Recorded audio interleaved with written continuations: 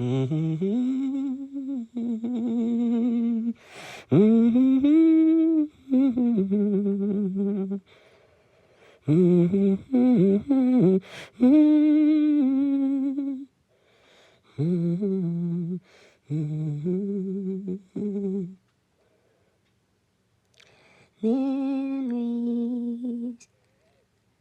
of the time we left behind.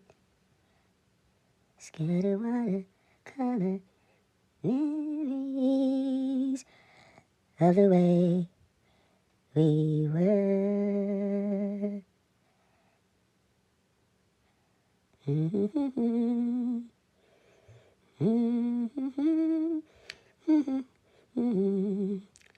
Misty watercolor memories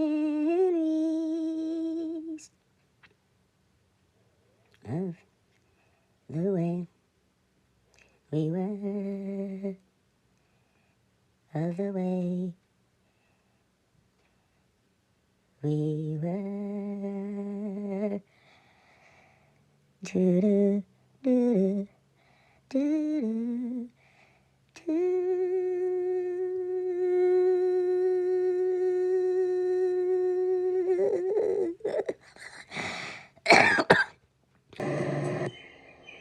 Good morning, everyone, and welcome back to my channel. It's Terry, and welcome to my first episode of An Orchid a Day.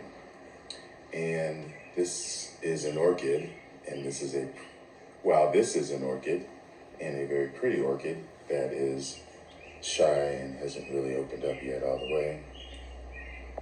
I think it might open up a little bit more, I hope so. But this is VLC Kiwi Mendenhall. This has been on my wish list for a long time. Finally got a hold of this plant last year and was lucky to get 2 sheaths to produce flowers. And there is no fragrance, but it is still pretty, none the same. As I said, I think it is still developing. These really just opened up in the last day or so. This is a cross between Brossavola nodosa and SLC Lorraine Shuri. As I said again, there is no fragrance on this as of yet. Probably will not be, but pretty awesome lip. But as I was saying, while this is an orchid, this is not the orchid that I was kind of focusing on today. The one that I'm focusing on today is this one. This is Angraecum infundibulare. And I got this orchid about a year ago as an import from Pop-Off on eBay. Check him out. He does have unusual and I would say nice-sized plants.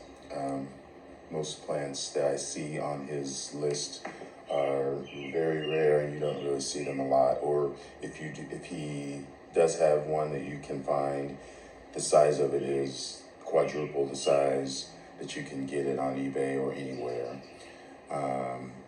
But as I said, they are imports. And this has been on this mount for a while, and it did do pretty good. The roots, there is still some green tips on this plant. It did produce this leaf for me last year, and it's getting this leaf. But it's been on this moss, and I like to get the moss off and replace it with new moss. Probably leave it on this mount because it still looks pretty fresh. And just remount it, just tie it back down on this mount. This plant is from South Africa. It's an Angraecum. Did I say that? This is Angraecum. Yeah, I did. I showed you the tag. Infundibulare. And as you know, if you follow my channel for a while, and thanks again for all my new subscribers.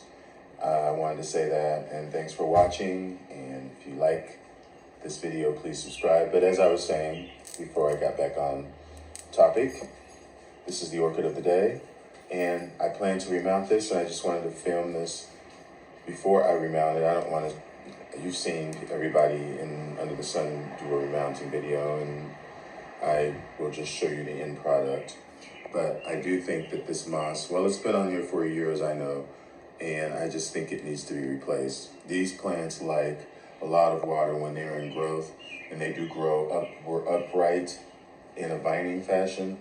And when it gets to be of a bigger size, I will attach it to some sort of a tree fern pole. Same as what you would do with a vanilla, similar to that. Again, this is, produces its spikes from the, between the nodes of the leaves, outward fashion, and the flowers, very similar to Echlorianum, which I have, and Biramense, but this is Infundibulare, and as you can see, it's almost a bucket or kind of a cornucopia type flower with a spur hanging out the back, which is where the nectar collects down there at the bottom. Very fragrant at night. One of the largest flowers of these types of plants. As I said, this is Echlorianum's flower, which is very small. And this is Biramense, which is in between this Echlorianum and Infundibulare. Okay, so this is the before, and when I come back, I will already have the plant remounted with fresh sphagnum moss on it. All right. Okay, everybody, I am back, and I just wanted to kind of show you how the roots looked underneath all of that moss. And there are quite a few active roots under there, which I was very surprised to see. So I'm very happy that this plant looks still pretty healthy despite being in that moss for a while. And again, when I come back, it will be back on this mount. Okay, everyone, I'm back, and here is the remounted Angraecum Infundibulare.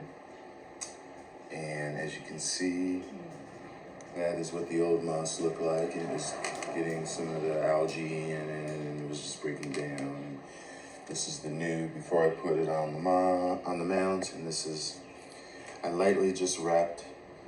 The roots still like to be exposed. They still like to dry out, but it does like extra moisture, especially when it is in growth.